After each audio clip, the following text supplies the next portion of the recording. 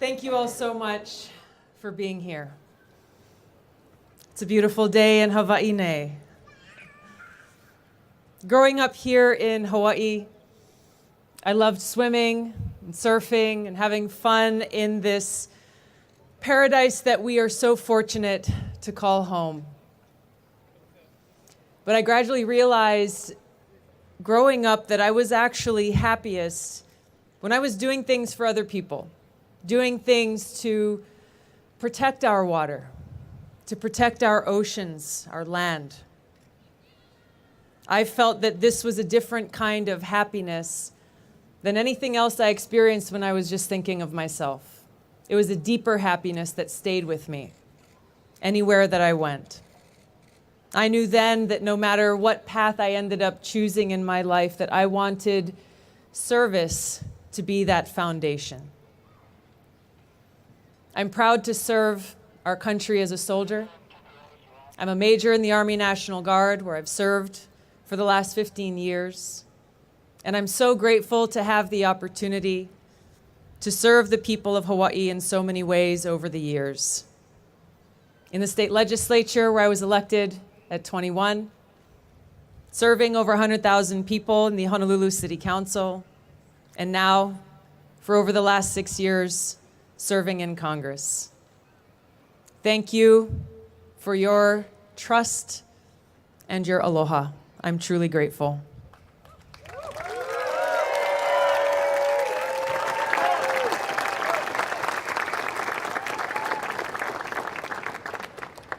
Our nation was founded on the principle that our government should be of the people, by the people, and for the people, where all people are treated equally and with respect in these United States of America. But today, that vision seems like a far-off dream, where hatred and divisiveness have cast a dark shadow across our country. We're being torn apart by powerful, self-serving politicians and greedy corporations, people fomenting hatred, bigotry, and fear, inciting conflict between us because of the color of our skin, the way that we worship, or the political party we might belong to. This corruption of spirit is driven by greed and selfishness, and it is eroding the very fabric of our society and democracy itself. This is not who we are, America.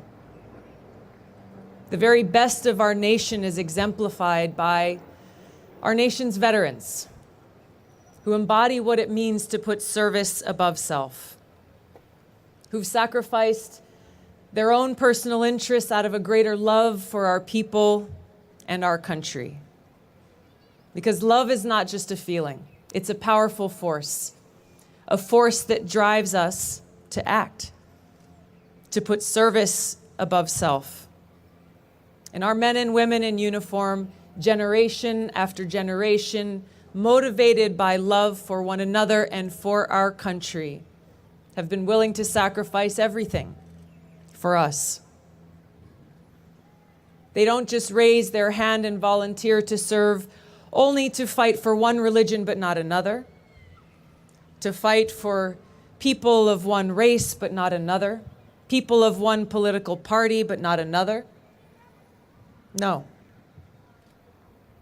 When we raise our right hand and volunteer to serve, we set aside our own interests to serve our country, to fight for all Americans. We serve as one, indivisible, united, unbreakable, united by this bond of love for each other and love for our country. It is this principle of service above self that is at the heart of every soldier, at the heart of every service member. And it is in this spirit that today I announce my candidacy for President of the United States of America.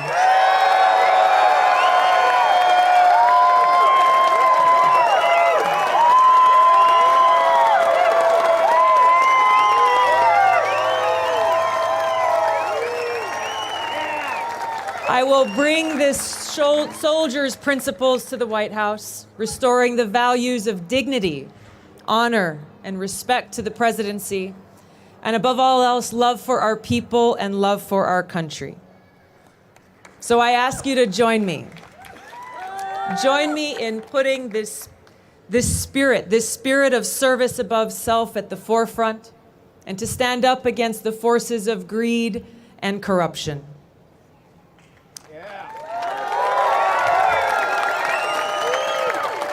Now, the road ahead will not be easy.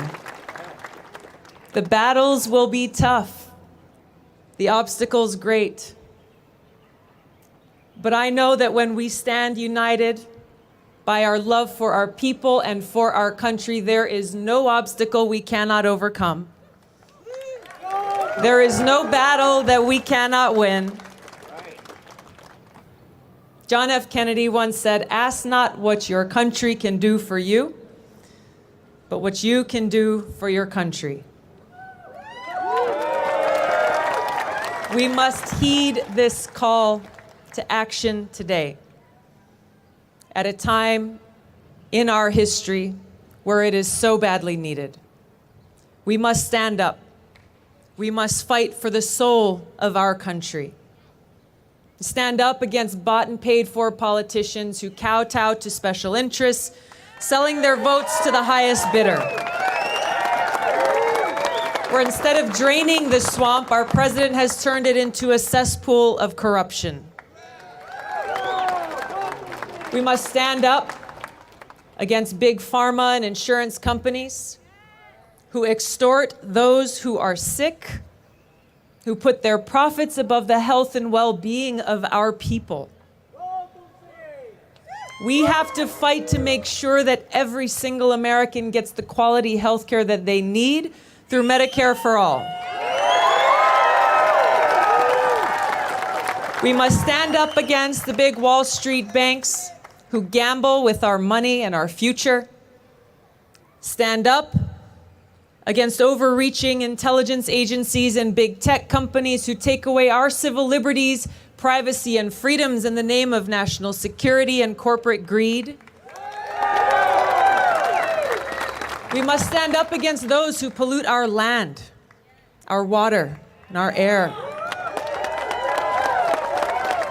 We must stand up against private prisons who are profiting off the backs of those who are caught up in a broken criminal justice system.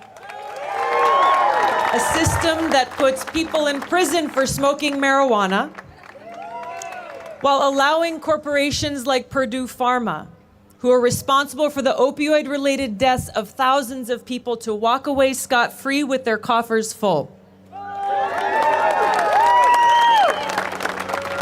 This so-called criminal justice system, which favors the rich and powerful and punishes the poor, cannot stand.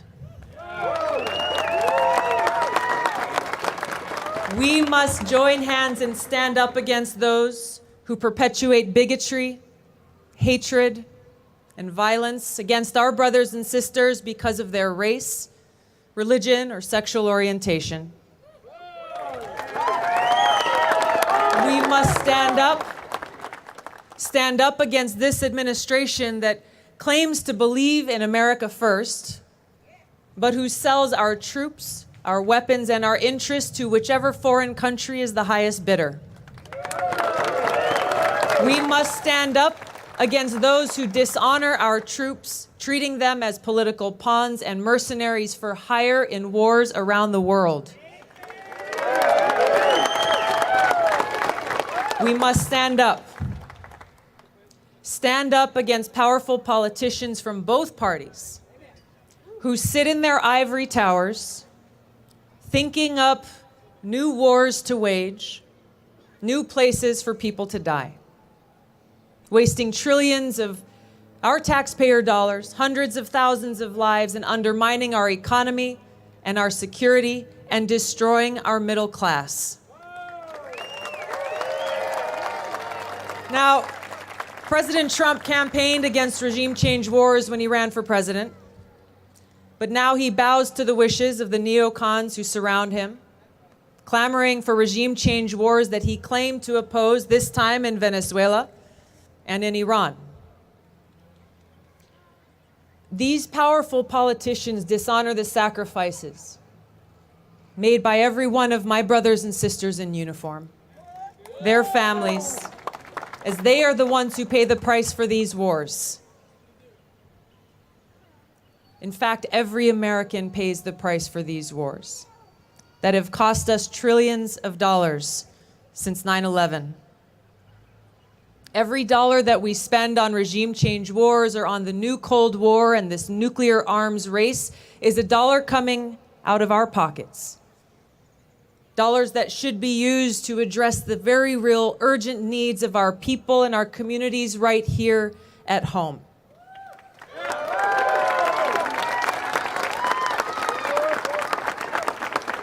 We must stand united and stand strong against those in both parties who never tire of war. Neocons and neolibs who drag us from one regime change war to the next and who are exacerbating the new Cold War, pushing us to the brink of nuclear war.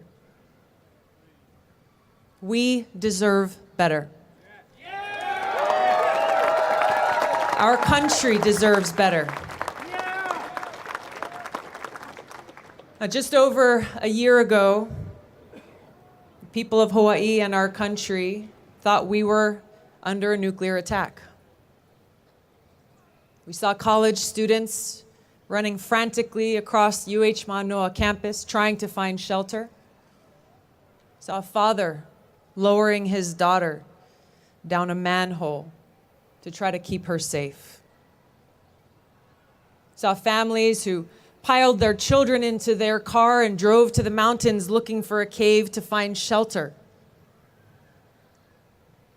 A mother cowering in a bathtub with her children.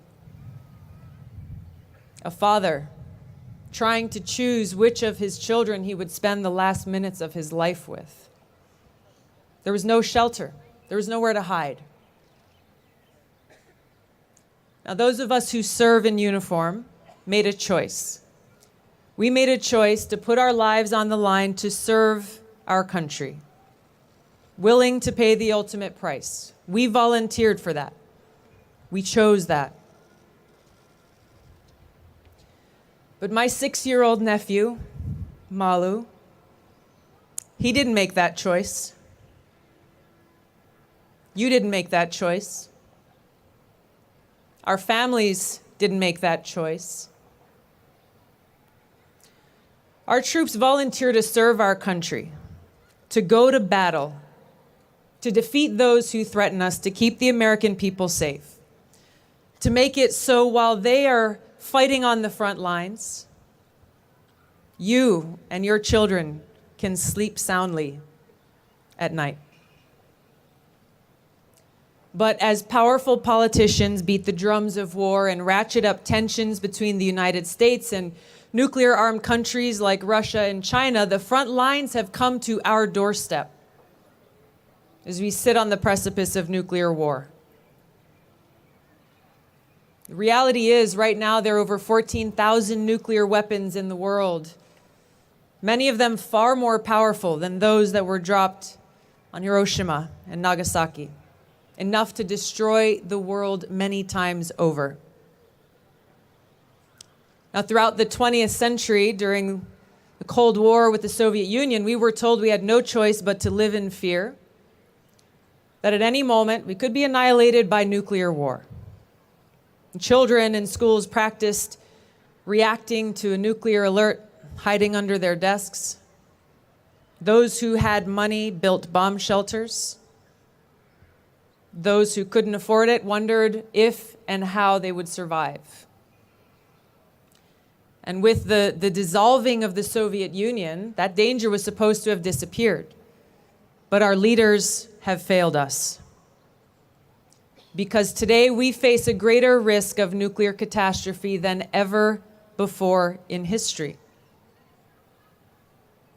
This situation is unacceptable. The president's most important responsibility is to serve as commander-in-chief. I will do so as a soldier who understands the seriousness of this responsibility. I want to take a moment to recognize and express our appreciation to our fellow veterans who have joined us here today. Please raise your hands and allow us to recognize you.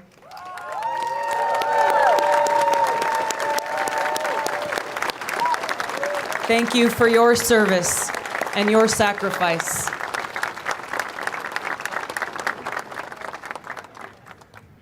Those of us who have experienced firsthand the cost of war fight hardest for peace. I served in Iraq in 2005 in a medical unit where every single day I was confronted with the high cost of war and who pays the price. I take seriously the responsibility of securing our nation. I know that weakness invites aggression, and that our men and women in uniform stand ready to take on and defeat those who threaten the safety and security of our people. I also know that our current foreign policy is undermining our national security. It is depleting our resources and exhausting our military. As your commander-in-chief, I will work to end the new Cold War and lead us away from the abyss of a nuclear war that could destroy our world in mere minutes.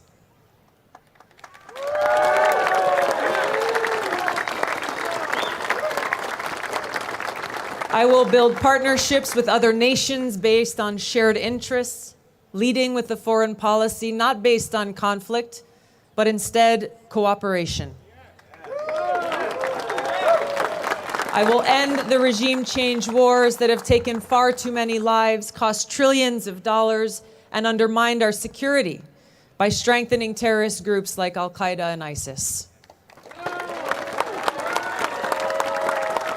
And I will have the courage to meet with both friends and adversaries in the pursuit of peace and our national security.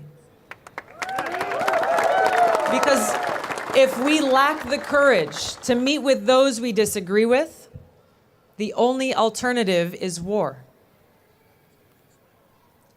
Now, bending the arc of history away from war and towards peace will require every one of us to stand up against the military-industrial complex and powerful self-serving politicians who have a vested interest in perpetual war.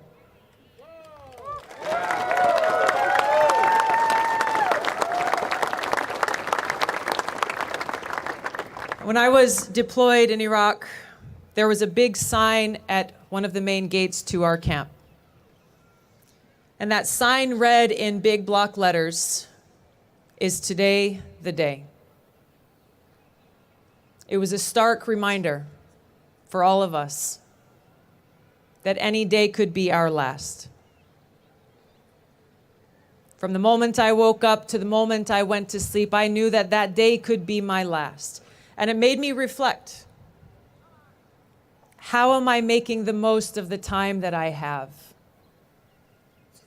This is the same reality that faces us today. We have no time to waste. There is far too much at stake. So the choice is ours. In order to make this change, every one of us must answer the call to put service above self, to put the interests of our country over our own. We're motivated by our love for each other and our love for our country. We will stand up, we will take action, and we will overcome.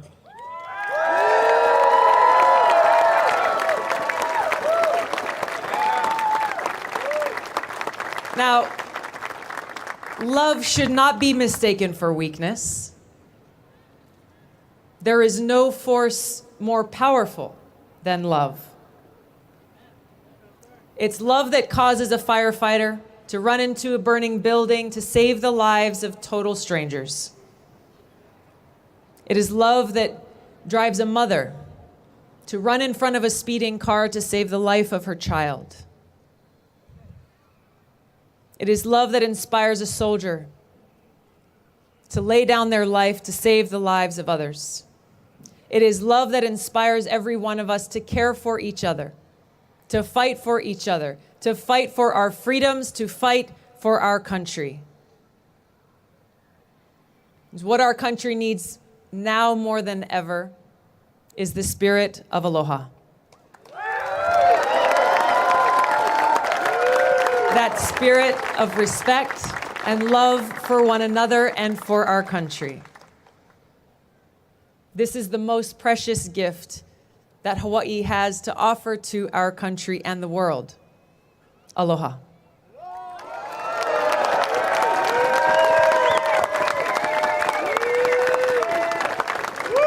Because aloha is so much more than hello and goodbye. Aloha means I come to you with an open heart. I respect you. I have love for you and I care about you. Whether you are a friend or a stranger, I come to you with aloha.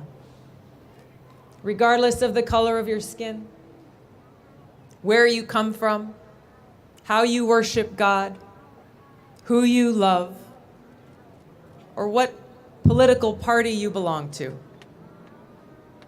Dr. Martin Luther King saw this power of aloha when he first visited our islands and addressed our legislature in 1959. He said, "We look to you for inspiration and as a noble example, where you have already accomplished in the area of racial harmony and racial justice what we are struggling to accomplish in other sections of the country. And you can never know what it means to those of us caught for the moment in the tragic and often dark midnight of man's inhumanity to man, to come to a place where we see the glowing daybreak of freedom and dignity and racial justice."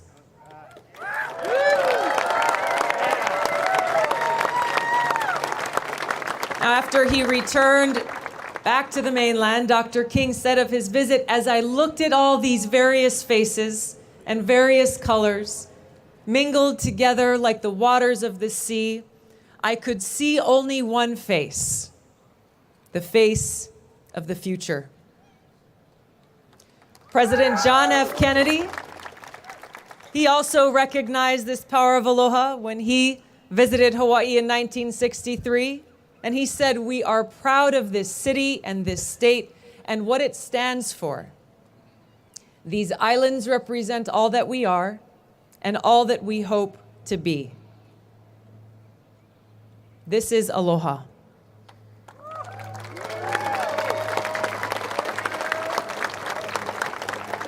And this change we need to see must begin in the White House. Because the White House should be a beacon of aloha, respect, love, and compassion for every American. Our nation was founded on the values and principles of putting service before self, rejecting the rule of kings who prospered from the sacrifices of the people, and forming a new nation founded on the premise that leaders should be motivated not to serve their own interests, but to serve the people.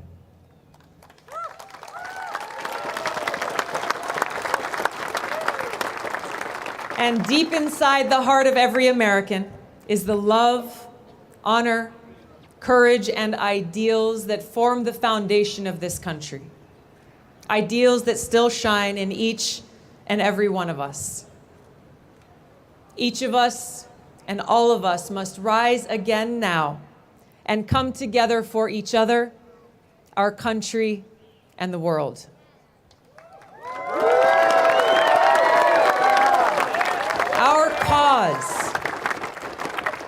Our cause is to create a new and different path that reclaims our destiny and restores the uniquely American ideal, to seek a higher purpose, greater than ourselves, and to put service before self.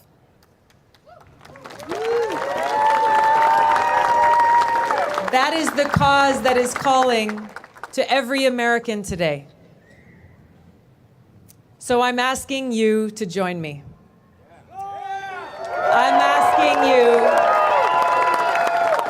asking you to stand with me to build a movement of peace at home and abroad that will fulfill the promise of America, of freedom, justice, equality, and opportunity for all.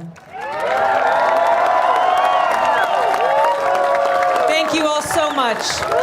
Mahalo nui loa. Aloha.